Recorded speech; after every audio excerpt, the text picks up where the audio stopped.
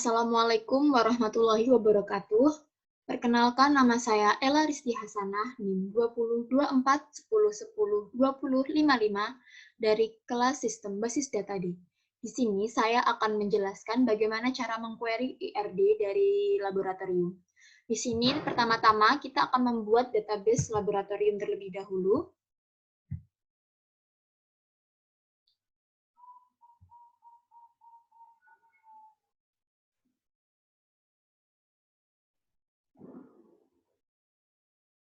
Nah, database sudah terbuat, lalu kita refresh terlebih dahulu pada Postgre database. Nah, ini sudah terbuat. Lalu, pada laboratorium kita akan membuat query tool terlebih dahulu. Lalu membuka file. Nah, di sini kita akan membuat tabel-tabel yang ada pada laboratorium. Di sini pertama kita akan membuat tabel jenis barang, di mana ada nama jenis, keterangan, dan jenis barang ID. Kemudian ada tabel lab, di mana ada nama, deskripsi, dan lab ID. Kemudian tabel dosen dengan entitas nama, NIP, dan dosen ID.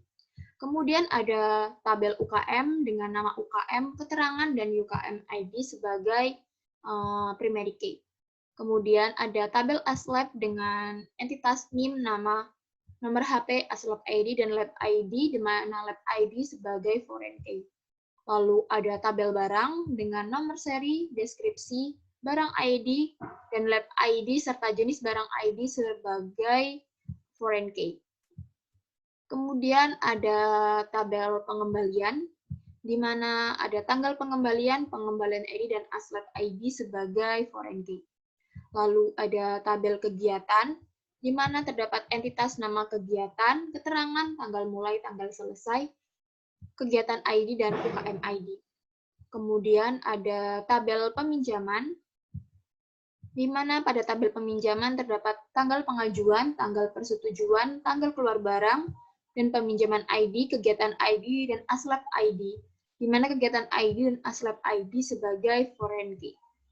Kemudian pada kepala lab, di sini terdapat entitas tanggal mulai, tanggal selesai, status, lab ID, dan dosen ID, di mana lab ID dan dosen ID sebagai primary key sekaligus foreign key. Karena kepala lab ini merupakan birth relationship atau relationship pemisah. Tabel relationship pemisah. Kemudian di sini ada item peminjaman, di mana pada item peminjaman ini terdapat kondisi barang saat keluar, kondisi barang saat kembali, nomor seri, peminjaman ID, barang ID, dan pengembalian ID, di mana primary key-nya berupa nomor seri dan peminjaman ID. Nah, setelah tabel-tabel itu terbuat, kita cek terlebih dahulu pada skema, lalu pada tabel. Nah, tabel-tabel sudah terbuat pada database laboratorium. Kemudian kita akan menginsertkan data-data, di mana pada jenis barang akan diinsertkan nama jenis dan keterangan. Nah, sudah kita insertkan value-nya, lalu kita lihat pada select from jenis barang. Oh, maaf, belum kita insertkan. Nah, kita insertkan, lalu kita lihat pada jenis barang. Nah, di sini ada keterangan nama jenis, keterangan, dan jenis barang ID. Lalu kita insertkan ke lab.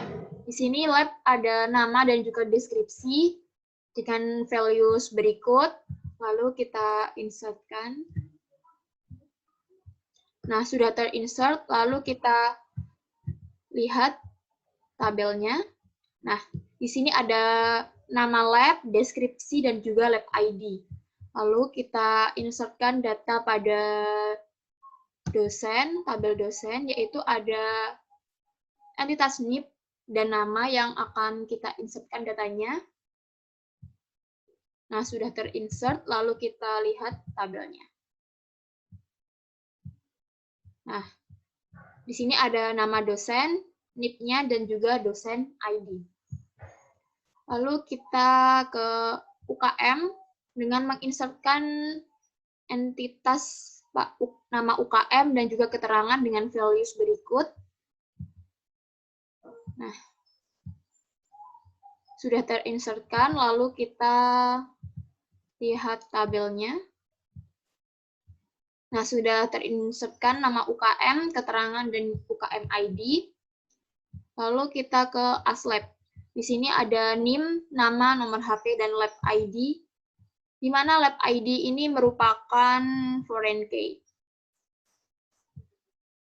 Nah, sudah terinsertkan, lalu kita select from ASLab untuk melihat tabelnya.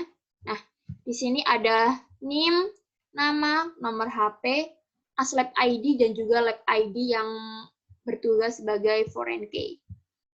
Lalu di sini ada barang, di mana barang kita akan menginsertkan nomor seri, deskripsi, sedangkan di sini lab ID dan jenis barang ID juga kita insertkan, tapi di sini mereka sebagai foreign key.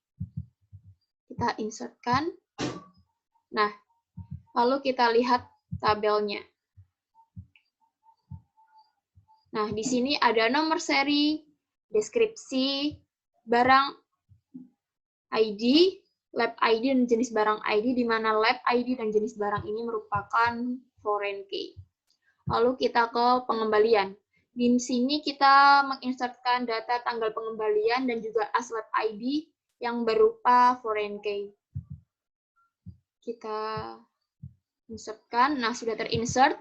Lalu kita lihat tabelnya. Nah, di sini ada tanggal pengembalian, pengembalian ID, dan juga ASLab ID. Lalu kita ke kegiatan. Nah, di kegiatan ini kita akan menginsertkan nama kegiatan, keterangan, tanggal mulai, tanggal selesai, dan UKM ID. Dengan values-values berikut, kita insertkan. Nah, sudah terinsert. Lalu kita lihat tabelnya pada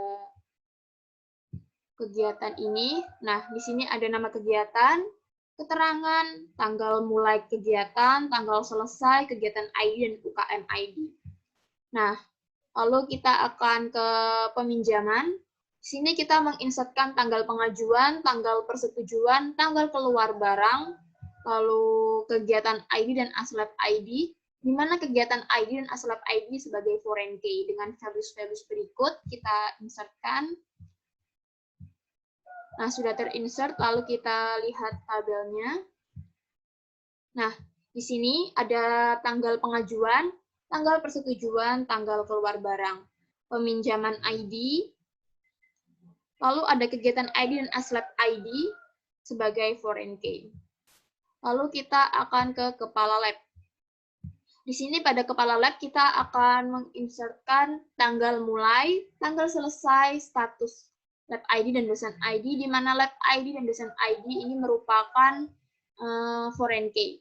Status lab di sini berupa 1 dan 0, di mana 1 berarti dosen itu masih aktif menjadi kepala lab, sedangkan 0 dosen itu berarti sudah tidak aktif menjadi kepala lab. Lalu kita akan insertkan. Nah, sudah terinsert. Lalu kita lihat tabelnya. Nah, di sini ada tanggal mulai, tanggal selesai, status, lab ID, dan dosen ID. Lalu di sini kita akan menginsertkan tabel item peminjaman, di mana ada kondisi barang saat keluar, kondisi barang saat kembali, nomor seri peminjaman ID, barang ID, dan pengembalian ID dengan values-values berikut. Lalu kita insertkan. Nah, sudah terinsert. Lalu kita akan melihat tabelnya. Nah, di sini ada tabel kondisi barang saat keluar, kondisi barang saat kembali, nomor seri peminjaman ID, barang ID, dan juga pengembalian ID. Baik, sekian presentasi dari saya. Bila ada salah kata maupun ucapan, saya mohon maaf. Wassalamualaikum warahmatullahi wabarakatuh.